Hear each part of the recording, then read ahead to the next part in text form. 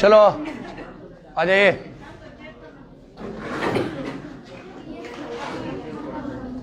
चलो स्टार्ट करें। बेटा बोले ही नहीं तो साउंड जाएगा कहाँ से? अभी साउंड दिए ही नहीं थे, अब साउंड दे चुके हैं, साउंड जा रहा होगा, निश्चिंत रहे। चलो आजा।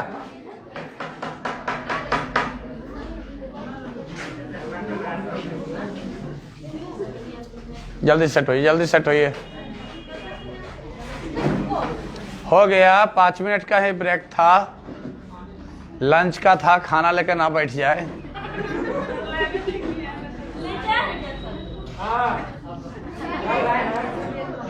हम तो अपना लंच लेके ही आते हैं।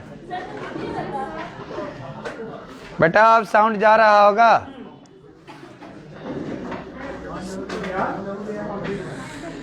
सही है, आप लोग घर से ही करें, बढ़िया है, मेरा क्या बिगड़ जाएगा।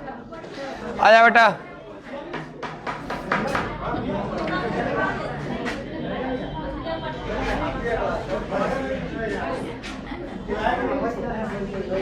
सब क्लियर है, चलिए आ जाइए। क्लास 5 स्टार्ट करते हैं। 3 और 4 में तो थोड़ा सा कम मटेरियल होगा, 5 पे थोड़ा ज़्यादा पढ़ना है, थोड़ा इसको कंसंट्रेट करेंगे। साउंड जा रहा है बेटा, साउंड जा रहा है।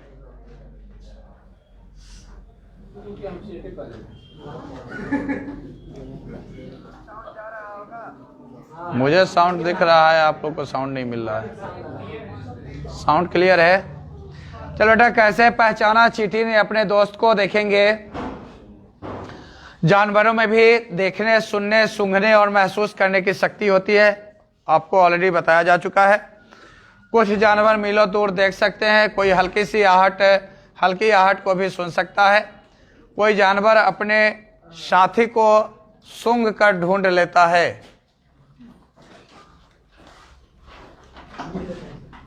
चींटियां चलते समय जमीन पर कुछ ऐसा छोड़ती है गंध, जिसे सूंघ करके उसके पीछे आने वाली सभी चींटियां उसके साथ साथ आ जाती है।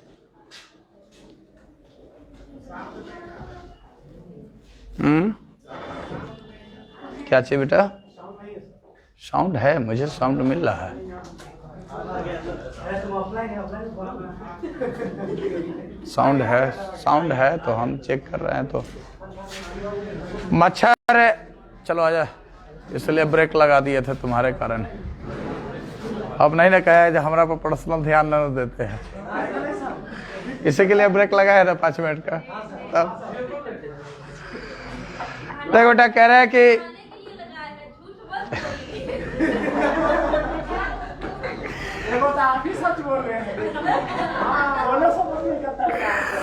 चलो आ जाए, मजे ना लो, अब क्लास को रेगुलर करो। थोड़ा सा टाइम लिमिटेड है बेटा, सारे बैच का सिस्टम फिक्स है, आज फास्ट देखेंगे। कह रहा है कि जानवरों में भी देखने, सुनने, सूंघने की और महसूस करने की शक्ति होती है। कुछ जानवर मीलों दूर तक देख सकता है, कई हल्की आहट को भी सुन लेता है। कोई जानवर अपने साथी को सूंघ करके बताता है, ये बात बता रखा है मैंने। चींटियां चलते समय एक गंध छोड़ती है, जिसके कारण उसके पीछे आने वाली चींटियों को पता चल जाता है, ये भी मैंने बता रखा है। रेशम का कीड़ा अपनी मादा कीड़ा को कई किलोमीटर की दूरी से भी उसके गंध से पहचान लेता है, ये भी बताया रखा है, आपको नोट्स में दिया जा चुका है। सड़कों पर कुत्तों की भी अपनी जगह जगह बटी होती है, इस पर भी हम लोगों ने जिक्र किया था। एक कुत्ता दूसरे कुत्ते के मलमूत्र की गंध से ही पहचान लेता है कि उसके एरिया में कोई आया तो नहीं है, इसलिए कुत्ते बोलते हैं। क्या बोलते हैं ये नहीं बोलेंगे।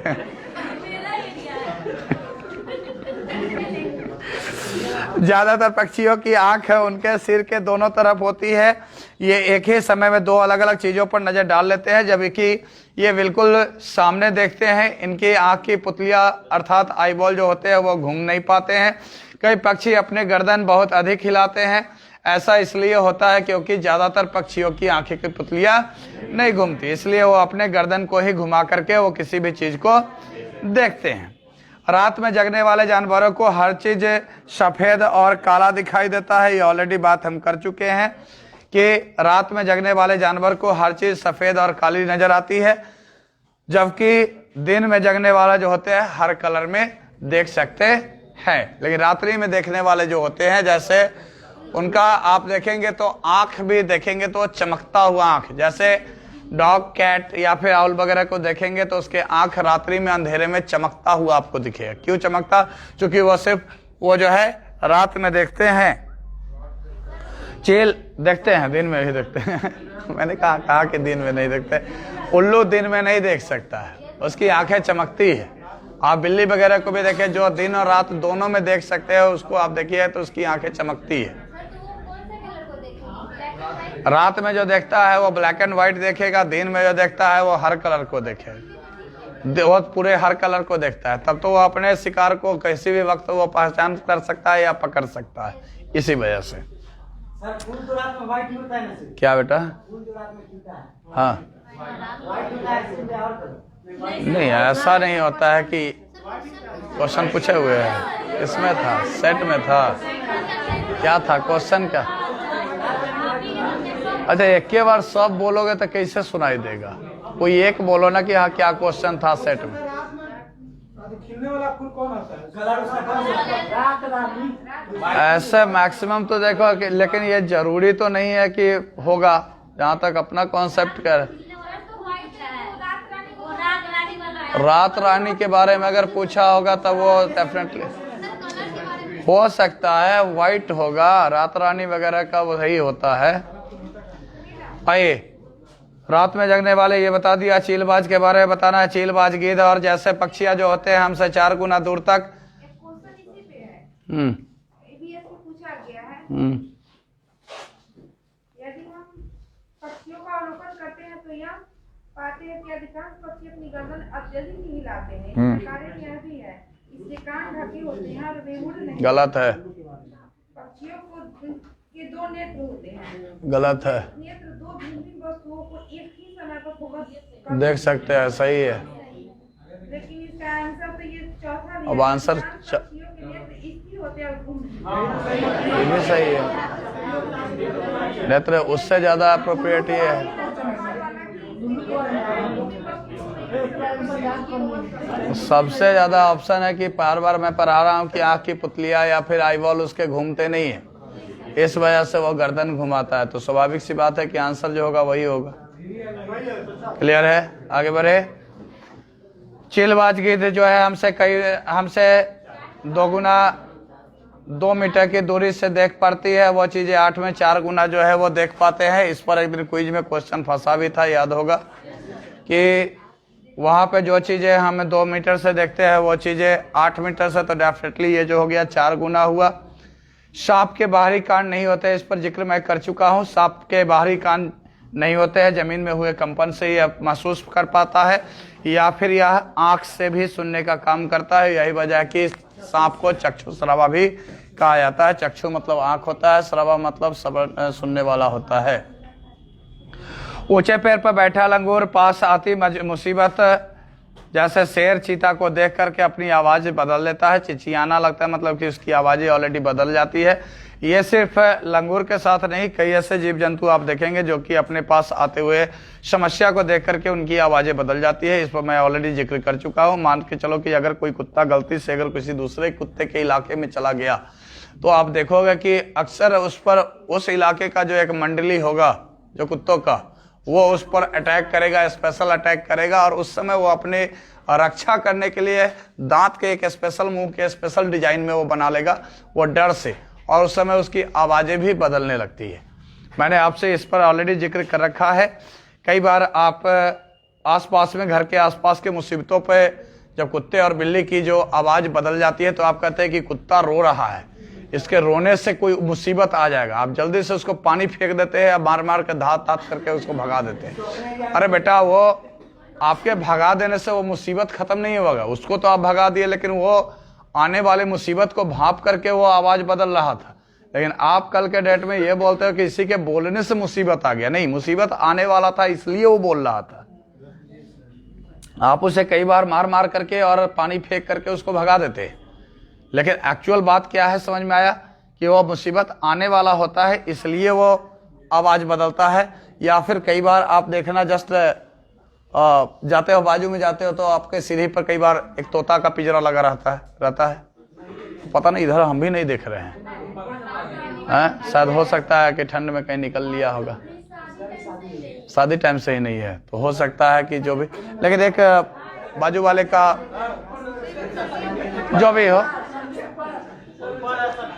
अच्छा ठीक है, मान लिया कि इधर भी है। मैंने खोजने को नहीं बोला, मैंने ये बोला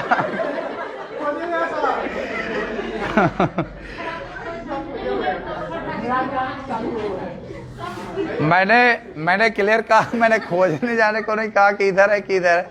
मैंने बोला है कई बार आप देखो कि वो भले ही पिंजरे में बंद है तोता, लेकिन अगर गलती से उसके आसपास अगर कोई बिल्ली अगर आ गई तो फिर अचानक उसकी आवाजें बदल जाएगी। वो जो जनरल जो साउंड है उसका, उस साउंड से हटके वो आवाज निकालने लगेगा। तो निश्चित रूप से हम वहाँ पे कहते हैं कि वहाँ पे जो है बालक क्या करेगा, बालक कर रहे हैं, वहाँ पे वो जीव जंतु क्या करेगा, वहाँ पे अपनी आवाज को बदलने लगते हैं। ठीक है, कुछ जानवर तूफान या भूकंप आने से पहले अपनी अजीबोगरीब हरकत से उस चीज को इंडिकेट करने लगते हैं।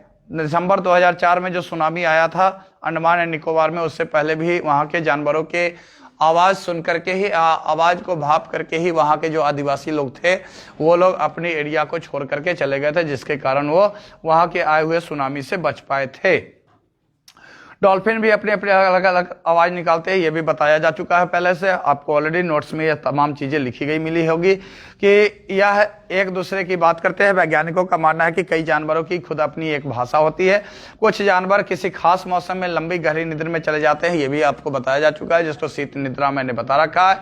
इसमें मैंने आपको बताया हुआ है कि छिपकली हो गया, कॉकरोच हो गया, सांप हो गया और एक और मेढक।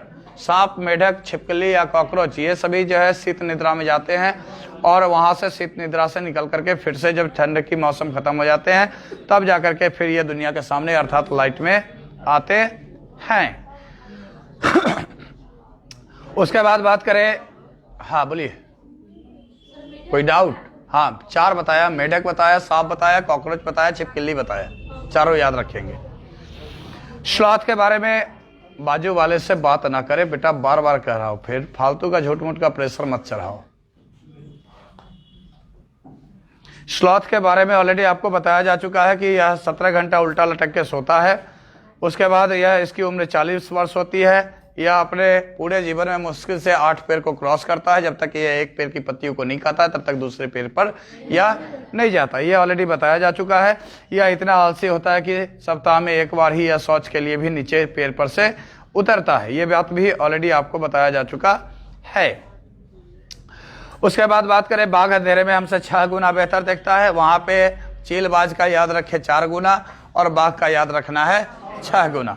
तो बाघ अंधेरे में भी हमसे 6 गुना बेहतर देखता है। बाकी मूछें जो होती है संवेदनशील होती है और वह हवा में हुए कंपन को इजीली वह पहचान सकता है, अर्थात वहां से जो है वह अपने शिकार की सही दिशा को भी ढूंढ सकता है। आवाज कलेक्ट करने के लिए बिल्ली और बाघ दोनों में एक क्वालिटी आपने देखा होगा। क्या देखा होगा कि जब वहां पे बात आती है, जब बाघ और बिल्ली के, जब उसका वो अपने कान को घुमा करके वहां से आवाज को कलेक्ट करता है। कान घुमा के क्या करता है? आवाज को कलेक्ट करता है।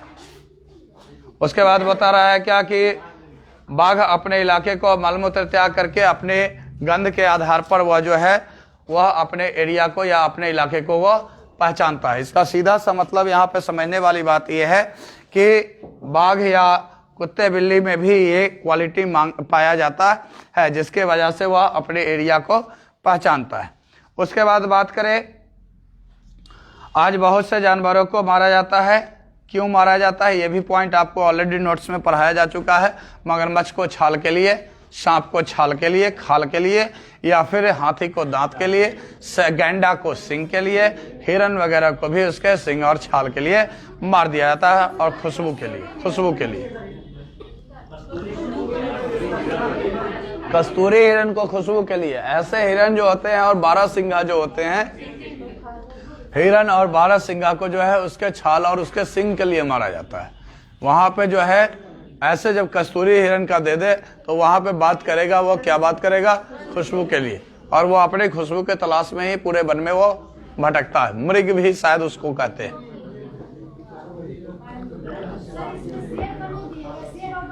शेर बाघ दोनों का खाल के लिए ही मारा जाता है।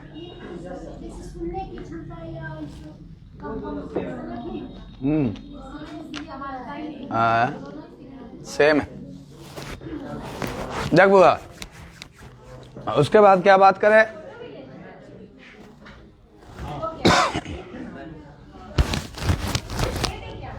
ना रहने दीजिए। तो मैंने क्या कहा? मैंने कहा कि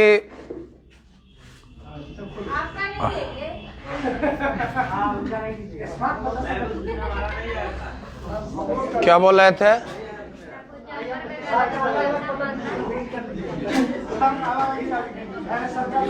चलो आजा, मुद्दे पर आजा बेटा, बाद में मस्ती कर लेना।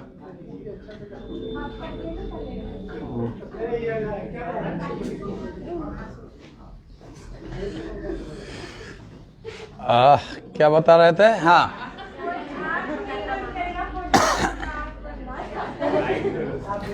आज यहाँ पे देखेंगे कस्तूरी हिरण को खुशबू के लिए मार दिया जाता है, ये बता दिया मैंने। हाथी को दांत के लिए मार दिया जाता है, ये भी बता दिया। बाघ वगैरह के लिए, मगरमच्छ वगैरह के लिए बता रखा है। हमारे देश में बाघ और अन्य कई जानवर की गिनती इतनी कम हो गई है कि इसके लुप्त हो जाने का खतरा है। हमारे देश की सरकार इन्हें बचाने के लिए जंगलों को सुरक्षा दे रही है। इस पर भी पहले जिक्र हो चुका होगा क्या कि जो सुंदरबन डेल्टा पे हमने बात कर रखा है। सुंदरबन डेल्टा की बात करें या जिम कॉर्बेट नेशनल पार्क की बात करें या घाना नेशनल पार्क की बात करें, जिम कॉर्बेट नेशनल पार्क जो है वो आपका कहाँ है? उत्तराखंड में है। घाना नेशनल पार्क कहाँ पे है? तो राजस्थान में है। भरतपुर कहाँ है? राजस्थान में है। ये ऑलरेडी आपको पढ़ाया जा चुका। इसके बाद बात करते हैं कहानी सपेरों की।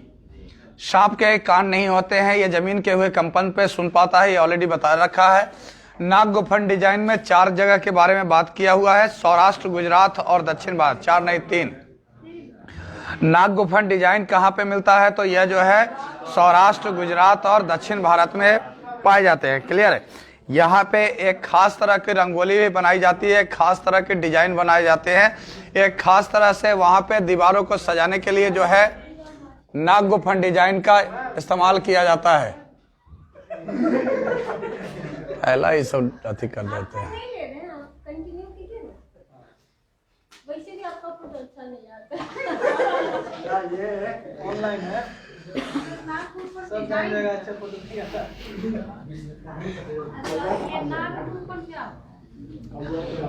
जैसे अपने यहाँ जिसको आप कह देते हो कि नट है या घुमंतू है। हेलो, बाद में बात करेंगे, जब ऑनलाइन खत्म कर लेंगे ना तब आपसे बात करेंगे आराम से, निश्चिंत रहिए। चलो आजा। तो कुछ ज्यादा मजे नहीं ले रहे हो क्या? मैं चाह रहा हूं कि क्लास जब फिनिश हो जाए तो आसानी से अच्छे मूड में सब खत्म हो जाए। इतना मजे ना लो बाजू वाले का भाई, इंक्लूडिंग मी। नहीं, जैसे जैसे पुराना होता है वैसे वैसे लगता है कि सब आप आज नहा के नहीं आए क्या?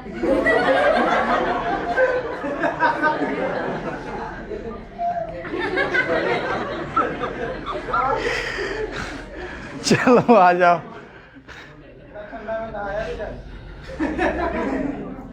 सबको अपने जैसा समझता है कार्य। चलो आप, मैंने कहा कि नाग गुफन के बारे में, हाँ वो बता रहे थे कि नाग गुफन मैंने बताया कि जैसे अपने यहाँ जिसको आप कहते हो ना कि ये घुमंतू है या सांप पकड़ने वाला है, सपेरा है, तो वो तमाम चीजें जो आप बोलते हैं वो सपेरा या फिर उस तरह की जो चीजें आपने बताया कि वो सपेरा या फिर आप कहो तो सांप पकड़ने वाला, मेजर रूप से वो जाना जाता है कहाँ पे? तो नाग गुफन एक डिजाइन है, नाग गुफन एक डांस भी है। जैसे अपने यहाँ जो बाराती में नागिन डांस करते हो,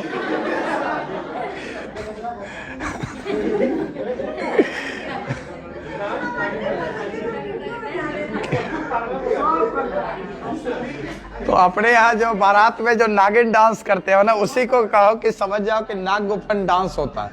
तो नाग गुफन डिजाइन में पेंटिंग भी नाक की तरह बनाए जाते हैं। हाँ, पेंटिंग, दीवारों पे पेंटिंग जो बनाए जाते हैं वो भी नाक की तरह।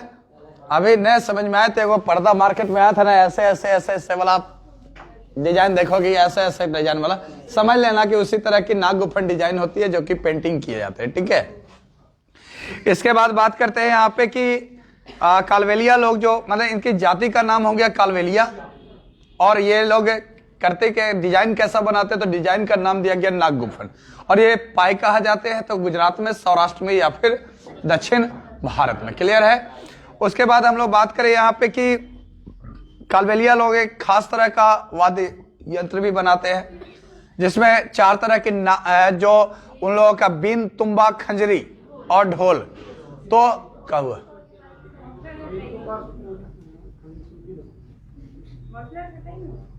खराब। ओ गॉड। तो मैंने बताया कि ये जो बताया, मैंने बताया कि कालवेलिया लोग जो होता है, कालवेलिया लोग का वहाँ का जो, उन लोगों का जो प्रजाति है, प्रजाति कहने का मतलब है कि उन लोग का जो अपना जो क्या कह सकते हैं कि जो बीन, तुंबा, खंजरी और ढोल को छोड़ करके बाकी 3 जो यंत्र है वो सूखी लौकी से बनाए जाते हैं। बाकी जो 3 यंत्र है वो सूखी लौकी से बनाए जाते हैं। और निश्चित रूप से आपको यह समझ में, जगह का नाम है, गुजरात, सौराष्ट्र या फिर उधर का जगह का नाम है। क्लियर। इसका मतलब है कि अभी तक आप नोट्स पढ़े नहीं है।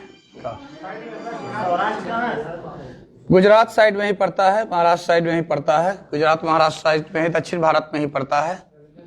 एक जो भी हो जगह, एक खास जगह का नाम होगा। उसके बाद बात करें हम लोग यहाँ पे, क्या बात करें, बिन, तुंबा, खंजरी ये तो बता दिया।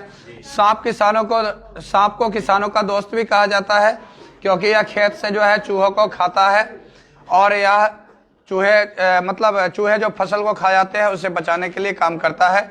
अर्थात यहाँ पे आपको यह याद रखना होगा, हमारे देश में पाए जाने वाले जो सांपों में केवल 4, ये क्विज में भी क्वेश्चन कई बार आ चुका है, आपको याद होगा कि इसमें अगर बात करें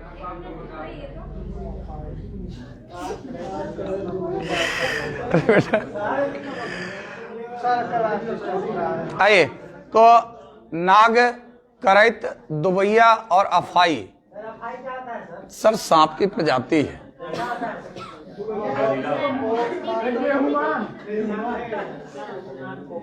बेटा जिसको आप नाग, करैत तो समझते हो, यहाँ पे जो करैत कहते हो जिसको, वो करैत हो गया। दुबैया भी सांप की ही प्रजाति है, अफाई भी सांप की प्रजाति है।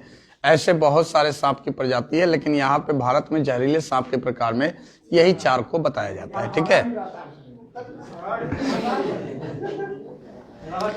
सांप के काटने से जो जख्म होते हैं, जो सांप के काटने में जो दवा इस्तेमाल किया जाता है, वो सीरम भी सांप के जहर से ही बनाए जाते हैं। ऐसे सांप का जहर जो है सबसे ज्यादा ये यूज किया जाता है। नशे में भी नशा मतलब सबसे जहरीले नशे में और सबसे अलग तरीके के नशे में भी लोग सांप के जहर का इस्तेमाल करते हैं। अच्छा, जो पाउडर टाइप का जो नशा जो बच्चा सब करता है, उसमें भी वो बहुत महंगे नशे होते हैं। इंटरनेशनल लेवल पर वो लोग इस तरह का ट्रेडिंग करते हैं, और वो मतलब वही क्या बोलते हैं, स्माको तो शायद पाउडर जैसा होता है ना। हाँ, तो वैसे टाइप का वो सांप के जहर से ही पाउडर टाइप का बनाया जाता है, जिसमें वो चीजें आपको कहा जाता है क्या, कि सांप के जहर से दवा बनाई जाती है। चैप्टर नंबर 3 में क्या कह रहा है, चखने से पचने तक। स्टार्टिंग में कोई पूछा था क्वेश्चन, दूध वाला क्वेश्चन, कि दूध के पचने का कितना ड्यूरेशन होता है, उस पर हम लोग बात करेंगे। हाँ,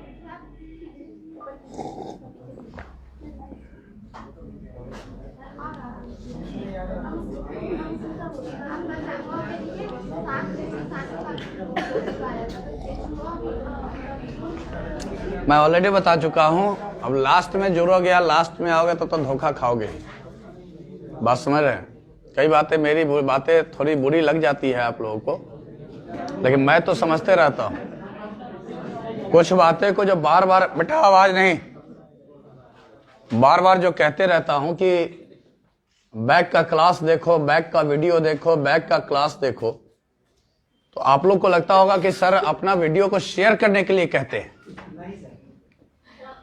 अरे बेटा, यहाँ पे सबसे बड़ी बात है कि पिछले दिन बोला ना कि अपने फायदे से ज्यादा दूसरे के नुकसान करने में ज्यादा मजा आता है।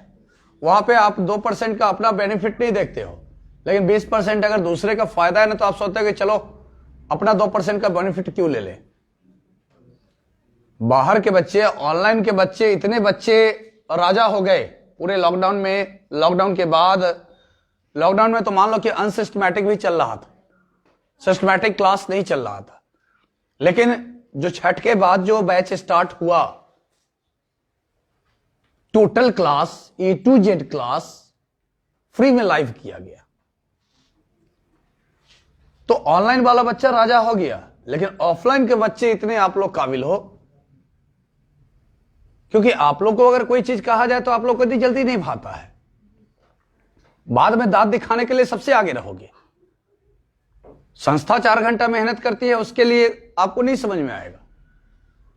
4 घंटा 6 घंटा संस्था आप पे काम किया, वो कभी नहीं समझ में आएगा। लेकिन अगर इसलिए बड़े प्यार से कई बार हम ट्रीट किए जा रहे हैं, क्योंकि नहीं चाह रहे हैं कि बेटा वो नहीं बोलते गांव में ठेठ कहावत की पूरा खीरा खा करके भेटी तीता करना, नहीं चाह रहे हैं। 6 घंटा क्लास तेरे 6 घंटा काम करे, सही है। मतलब इतना क्लास करने के बाद, कल भी एक बच्चा बाद में बोला कि सर बुला गया, एक कल सारे चीजें अनाउंसमेंट करने का, सारे क्लास करने के बाद लास्ट में एक सुंदर सा क्वेश्चन मार्क, मैप वाला क्वेश्चन मार्क बताइए दिए आप। नहीं समझे? नहीं, मिठनपुरा ब्रांच पर नहीं चला है, मैप वाला क्लास नहीं चला है। अब सारा मतलब पूरा उड़ेलने के बाद भी लास्ट में कहो कि मैप वाला क्वेश्चन ना तो बताए ना, भुलाइए दिए, मैप वाला क्वेश्चन में तो नहीं बताए, ट्रेन टाइम बा वाला क्वेश्चन में तो नहीं बताए। अरे ट्रेन टाइम बा वाला, मैपवा वाला क्वेश्चन में तो कितना बार बता दिए हुए। तो नहीं, मैं A to Z 1 by 1 करके फिनिशिंग टाइम इसलिए लेकर के ना, फिनिशिंग सारे क्लास सारे टीचर्स का क्यों वर्क फिनिश कराया गया, सारे टीचर्स का एक एक करके क्लास क्यों फिनिश कराया गया, ताकि लास्ट में 10 दिन हमें पूरा टोटल निचोड़ करने के लिए हमें मौका मिले, क्वेश्चन कराने का मौका मिले, क्वेश्चन पे सॉल्यूशन देने का मौका मिले। लेकिन लास्ट में जाकर के गलती करोगे, नई वीडियो देखोगे, नई पहले का क्या इतने ही बच्चे हैं, नहीं बोल रहा हूं, मना किया हूं इसलिए क्लिक करने के लिए। जो बच्चे ये समझ रहे हैं ना, कितने बच्चे 3 घंटा का वीडियो देख पा रहे होंगे ना घर पे, वो मुझे भी पता है। तो ना आप ऑफलाइन में आए, क्लास ठंडी लग रही है, जैसे कि हम लोग लोहावड़ी है, हम लोग को ठंडी नहीं लगती है। 41 स्टूडेंट है, उस समय तो 70 के आसपास जा रहा था स्टूडेंट, लाइव देखा था, उसमें बहुत सारे ऑफलाइन के ही बच्चे। ऑनलाइन का लेक्चर, ऑफलाइन का लेक्चर दोनों कैसे, जो बच्चा जिस मजबूर है, जो दूसरे प्रदेश से है, जो दूसरे जिला से, उसकी तो मजबूरी है, वो गांव से है, देहात से है, उसकी मजबूरी है कि वो नहीं आ सकता है। किसी का स्वास्थ्य खराब है, कई रिक्वेस्ट कल रात में आए थे, सर प्लीज लाइव कर दीजिएगा ना, प्लीज लाइव कर दीजिएगा ना, मेरा ये है, मेरा एग्जाम है। ठीक है, उसका प्रॉब्लम है भाई, वो एग्जाम है तो एग्जाम छोड़ करके नहीं आ सकता है क्लास करने। तो क्या सारे के क्लास, सारे का एग्जाम है? क्या इतने ही बच्चे हैं बैच में? तो आप काबिल अगर बनोगे तो भैया लॉस आप ही को होने वाला। हमको ये फर्क नहीं पड़ता है, क्योंकि हम खुलेआम बोलते हैं, ऑनलाइन ऑफलाइन से हमको नहीं फर्क पड़ता है, हमारा यही तरीका ही है। कई बार बच्चा बोलता है सर ऑनलाइन में ही सबको डांट देते हैं, नहीं डांटते नहीं है, आपको रास्ता दिखाने का प्रयास कर रहे हैं। 100 बार कह दो कि क्लास इंपॉर्टेंट होगा, क्लास इंपॉर्टेंट होगा, मिस ना करना, लो 20% बच्चे गायब है उनके लिए स्पेशली। फिर अगला दिन क्या कहोगे, हम तो ये पढ़वे नहीं किए, आप पढ़वे नहीं किए, एब्सेंटी भी मारोगे, वीडियो भी नहीं देखोगे, तो क्या तेरे घर पे आके पढ़ा दूं?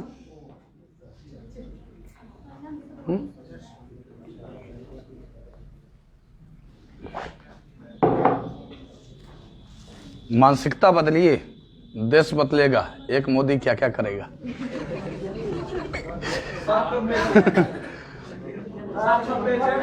नहीं, जो बच्चे दूसरे प्रदेश से हैं उनके लिए तो प्रॉब्लम है, उनके लिए तो मैं लाइव करता ही हूं।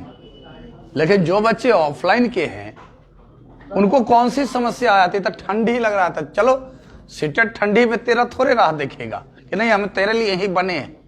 वो कहेगा नहीं हम दूसरे के लिए बने। जिसको ठंडी नहीं लगा है उसके लिए सीटेट बना है, ठंडी लगने वाले के लिए थोड़े सीटेट है। आजा, सांप के बारे में ऑलरेडी बता रखा हो कि 2 खोखले दांत होते हैं। उसके बाद ये भी बता रखा है कि सांप के बउआ नगमा दांत ना दिखावा ऑनलाइन में, ऑफलाइन में अगर नहीं आला आज क्लास तब बताइब हम। गुस्सा आता है कभी कभी, वहां से बैठ करके सब दांत दिखाते रहेगा। चलो आजा, सांप के काटने से सीरम बता रखा हूं, यह सभी स्वास्थ्य केंद्र पर उपलब्ध होता है, यह भी बता रखा हूं। डॉक्टर बोमेंट ये नहीं है, नोट करते चलेंगे चखने से पचने तक। डॉक्टर बोमेंट ने 9 साल तक जख्मी सैनिक मार्टिन 1822 के पेट के साथ प्रयोग किया था। उनके प्रयोग में यह निष्कर्ष निकला था कि खाना बाहर की अपेक्षा पेट में जल्दी पचता है। जब भी मार्टिन परेशान होता था उसका खाना ठीक से नहीं पचता था, इसी कारण मेरा भी नहीं पचता है। तुम लोग हमको परेशान कर देता है, मत परेशान करा। मतलब वहां पे जैसे पाचन के लिए यूज कर रहा है, उस वर्ड पर ध्यान ना दे, ठीक है। अलग अलग भोजन को पचने में अलग अलग समय लगता है। हमारे पेट खाने के पचाने के लिए इसे खूब घुमाता हिलाता है। अब ये बच्चे की भाषा है, इस पर कटाक्ष ना करे। ये एनसीईआरटी इसी तरह से भाषा से लिखता है ताकि छोटा बच्चा इसमें रुचि ले सके। यदि कोई व्यक्ति ठीक से खाना नहीं खाता है या खाना नहीं पचता तो उसे एसिडिटी हो सकती है। उसके बाद उस पर मैं ऑलरेडी अंडे के बारे में, दूध के बारे में, ये पेट के तापमान 30 डिग्री होता है, ये ऑलरेडी बताया जा चुका है आपको, पहले भी आपके नोट्स में भी ऑलरेडी लिखाया जा चुका है। बउआ रे नगमा शाम के क्लास लाइव न हो तो आवे के होता आब, न तो घरे बैठ के झाल बजाव बस। नहीं, लाइव को ही बचवा से मजाक बना देता है का। कालाहांडी जिला कहाँ है? उड़ीसा में है। कालाहांडी में सबसे ज्यादा चावल पैदा किया जाता है और दूसरे राज्यों में बेचा जाता है। मैंने ये भी आपको बता रखा है कि सबसे ज्यादा चावल के लिए उत्पादन के लिए जाना जरूर जाता है, लेकिन यहाँ पे सबसे ज्यादा लोग भुखमरी के भी शिकार होते हैं। उसके बाद बात करें चैप्टर नंबर 4, खाए आम 12 महीने। आत्रेयपुरम के बारे में बता रखा हूँ। आत्रेयपुरम गांव कहाँ है? तो आंध्र प्रदेश में है। पूरे साल आम खाने के लिए हम लोग अलग अलग प्रकार की चीजें बनाते हैं। मामिडी तांड्रा और आम पापड़ के बारे में ऑलरेडी बताया जा चुका है। चिक्की, चटनी, पापड़, आम पापड़ और अचार, चिक्की, चटनी और आम पापड़, इसको आप ऑलरेडी जान रहे हैं। आम पापड़ को मैंने बता रखा है।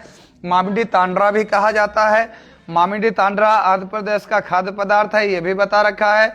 आम के गुदे को निकाल करके उसमें जो है चीनी और गुड़ मिला करके मैंने ऑलरेडी आपको बता रखा है। इसमें कम है, इससे ज्यादा मैं ऑलरेडी आपको पढ़ा रखा हूं कि घर के आंगन में एक मचान बनाया जाता है जहां पे धूप नियमित रूप से जा सके।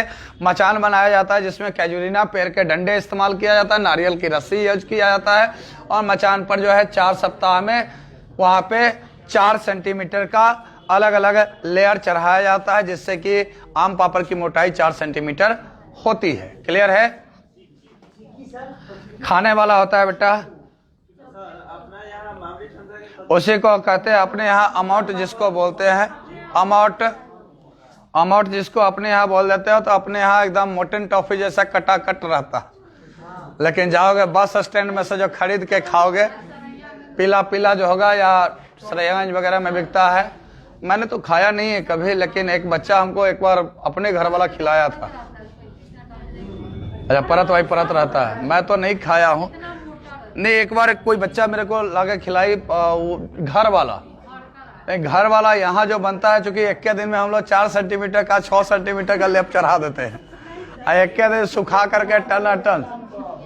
तो सरैया गंज वाला खाओगे तो वो होगा एक्लियर्स टॉफी जैसा सॉफ्ट, और घर में जो बनाते हो तो बचपन में जो मोटन टॉफी खाए होगे कटकट वाला, वो ऐसा रहता है। महालेक्टो तो थोड़ा सा अच्छा होता था। जी याद है, हम देख रहे हैं। उसके बाद कह रहा है कि पुणे से कोलकाता तक की गाड़ी के रेलगाड़ी से जाने में 2 दिन लगते हैं, इसको याद रखिए। कांच के घड़े शीशियों में अचार भरने से पहले उसे अच्छी तरह से धूप में सुखाया जाता है और उसमें नमी खत्म करने के लिए, निश्चित रूप से। तो ये मामिडी तांड्रा के बारे में ऑलरेडी मैंने बता दिया।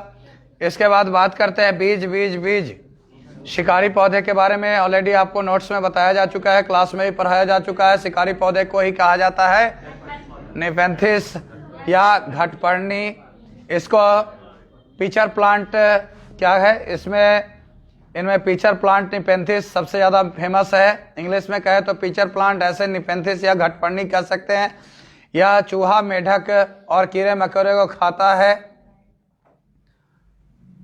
अच्छा, घर में भी विकेश कुमार सॉफ्ट बनता है, चलो इस बार बना करके खिलाना तुम्हें। तो ये पाया कहा जाता है, ऑस्ट्रेलिया, इंडोनेशिया और भारत के मेघालय में पाया जाता है। इसका आकार लंबे घड़े जैसा होता है जिसके ऊपर पत्ती का ढक्कन लगा रहता है। घड़े से खुशबू निकलती है जिससे कीड़े मकोड़े आकर्षित होते हैं। और आप सामने फिगर भी देख पा रहे होंगे, ऐसा ही आपका जो होता है, ये होता है। एक चीज़ इसमें नहीं दिया है जो मैं ऑलरेडी बता चुका हूँ कि ये कीड़े मकोड़े से क्या प्राप्त करते हैं, तो नाइट्रोजन प्राप्त करते हैं। उसके बाद बात करें वेलक्रो की कहानी की। यह घटना 1948 की है। एक दिन जॉर्ज मेस्ट्रल अपने कुत्ते के साथ लौटे तो उन्होंने पाया कि उन दोनों बीज पर बीज चिपके हुए हैं। इन दोनों बीज को अपने कपड़ों पर चिपकाकर देखकर वे हैरान रह गए। उन्होंने माइक्रोस्कोप निकाला, बीजों को बारीकी से देखा और बीजों में छोटे छोटे हुक थे। इसकी मदद से बीज कपड़ों के रेशे में पर अटक गए थे। यह देखकर मेस्ट्रल की आइडिया आया कि वेलक्रो बनाने का। आप गांव में इसका बीज इजीली आप फाइंड आउट कर सकते हैं। नाम क्या होता है हमको तो याद नहीं आ रहा है, लेकिन गांव में भी लपटा शायद उसको कहते थे। लपटा शहर में मिलता है, शहर में तो कम देखने को मिलता है। लपटा उसको शायद कहा जाता है। तो वहां से उसको आप देखेंगे तो कई बार वो आपके कपड़े पे भी वो अटैच हो जाता है। वहीं से जॉर्ज मेस्ट्रल को आइडिया आया कि चलो वेलक्रो बनाया जाए। इसका इस्तेमाल जो है बैग, जूते वगैरह बनाने में किया जाता है। चिरचिर के नाम से भी इसको जाना जाता है। हाँ, वही चिरचिर कहिए, चरचर कहिए, बात बराबर है। भारत में मिर्ची दक्षिण अफ्रीका के व्यापारी लाए थे, बताया हुआ है। टमाटर, आलू, हरी मिर्च दक्षिण अफ्रीका से आया था, ये भी बताया हुआ है। गोभी मटर यूरोप से आया था। जब आलू मिर्ची चाय जी वाला आपको नोट्स दिया गया होगा या पढ़ाया गया होगा तो उसको आपको ऑलरेडी बताया जा चुका है। 12 पेज वाला जो बोले थे वो बाद में डलाया कि नहीं डलाया? ऐप पे नहीं डलाया, आप तो भेजे थे शायद। ठीक, ग्रुप में डाला हुआ था, ऐप पे नहीं डाला गया था। अच्छा, ग्रुप पे डाला गया था। चलिए फिर से डाल दीजिए। ग्रुप में नहीं है, अभी फिर डाला जा रहा है, निश्चिंत रहिए। अच्छा, राइटिंग वाला जो एक होगा या फिर मैम के मोबाइल में होगा, हम बोल देते हैं, डाल देंगे अभी। आइए देखिए, भिंडी और अफ्रीका कहाँ से आया था? तो भिंडी और कॉफी कहाँ से? तो अफ्रीका से। सोयाबीन कहाँ से? चाइना से। और सोयाबीन की फलियां पककर सूखकर क्या होती है? चिटककर बिखरने लगती है। यह भी आपको ऑलरेडी नोट्स में बताया जा चुका है या क्लास में पढ़ाया जा चुका है। चैप्टर नंबर 6 क्या कहता है? चैप्टर नंबर 6 कहता है बूंद बूंद दरिया दरिया। घरसीसर की कहानी राजा घरसी ने बनवाया था। सर का अर्थ सरोवर होता है, तालाब होता है। राजस्थान के जैसलमेर जिला में राजा घरसी ने 650 वर्ष पहले घरसीसर तालाब के निर्माण करवाए थे। ये बात ऑलरेडी बताया जा चुका है। इसके बाद बात करें तो सभी इस बात का ध्यान रखते हैं कि तालाब गंदा ना हो और वह सफाई में भी हाथ बटाते थे। ये बात ऑलरेडी बताया जा चुका है।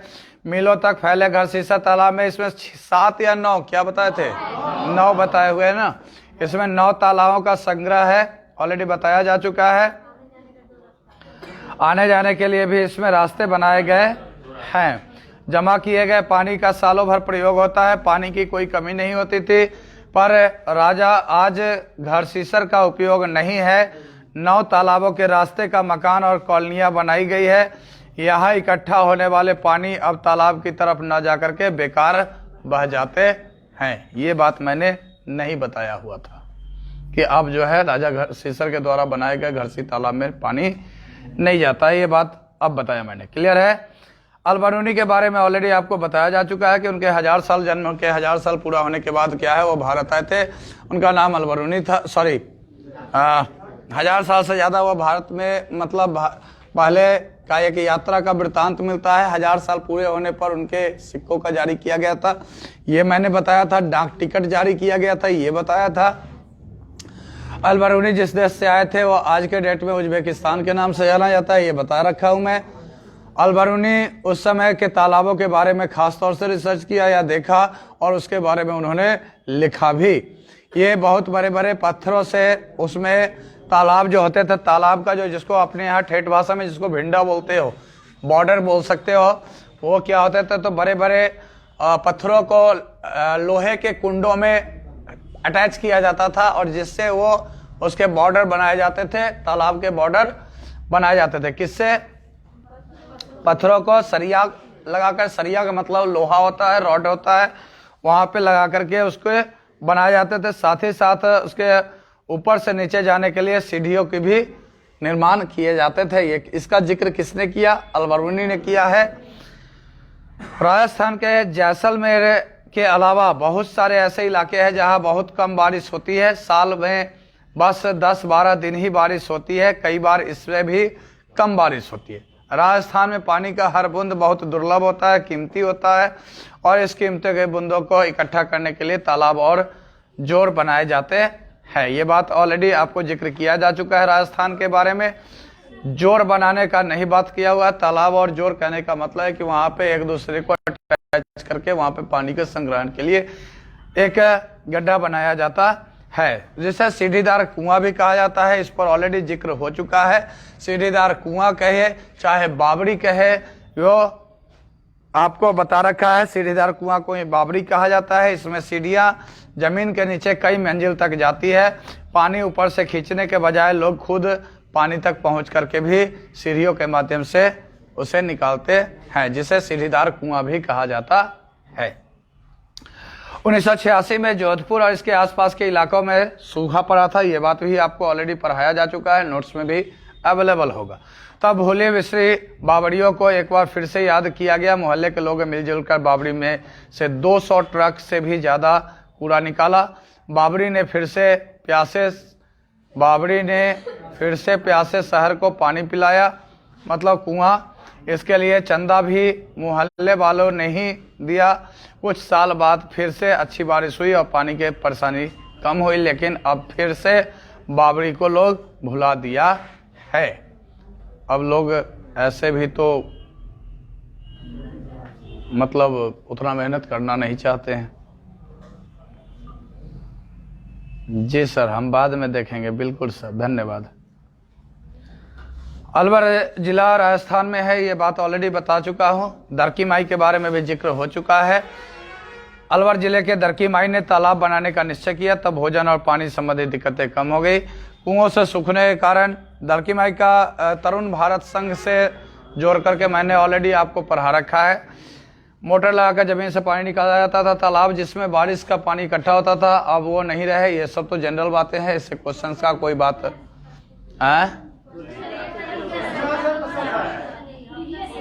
ऑप्शन में यही है, ओके।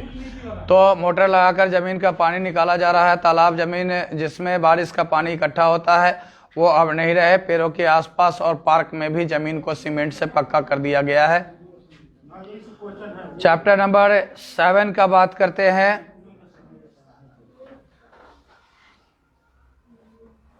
आज खत्म नहीं हो पाएगा। 7 चैप्टर सिर्फ देख लीजिए जल्दी से। पानी का प्रयोग, मृत सागर के बारे में ऑलरेडी बताया जा चुका है कि 1 लीटर पानी में 300 ग्राम नमक निकाले जाते हैं।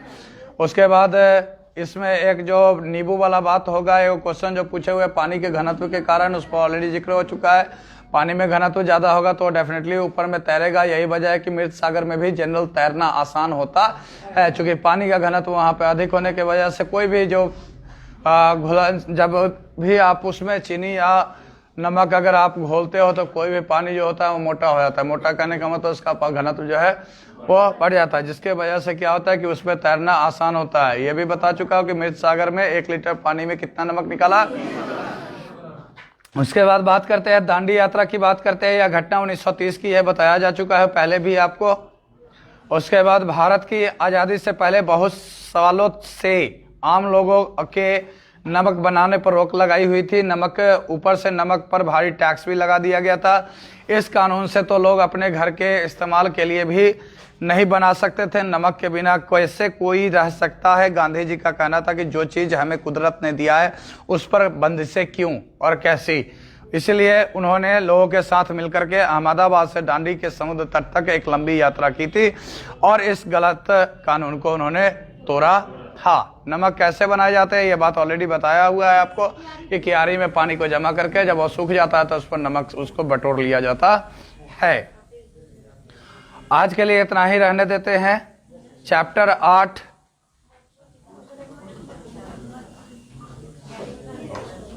और चैप्टर 21, इसके बीच में आपका जो है 20 पेज हम लोग बात किए हैं। 11 पेज इसमें और होगा। 20 पेज नहीं, 10 पेज, 21 नंबर पेज तक हम लोग पहुंच चुके हैं। 10 पेज हम लोग को और बात करना है। उम्मीद करता हूं कि अगले क्लास में जब आप आएंगे, कल का क्लास दूसरे टीचर्स के साथ लगेगा, और जब आएंगे तो इस 21 पेज का फीडबैक हम लेंगे। नहीं समझे? कल जो सुनेंगे वो इसी से सुनेंगे और इस 21 पेज को आप ऑलरेडी घोर के पी के आइए।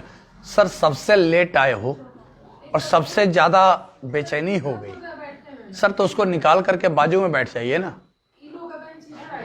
तो आगे आ गया तो उसको कहीं आगे बढ़ाने के लिए, आगे घसकाने के लिए, ठीक है। सबसे लेट आकर के सबसे पहले हड़बड़ा गए आप ही। तो बाबू कल ये 21 पेज का मैं सुनूंगा। कल मतलब कल, इसमें भी 10 दिन टाइम चाहिए क्या? हाँ ना, हमरा लगा कहीं 31 के बाद सुनाने का प्लान बना रहे होंगे।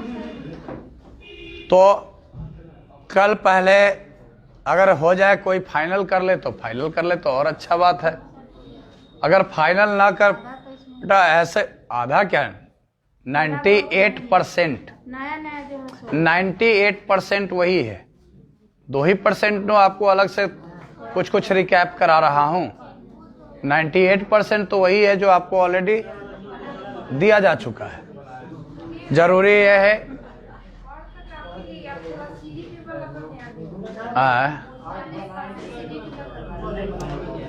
इसकी बात पहले खत्म कर लेते हैं, उसके बाद फिर बात करते हैं।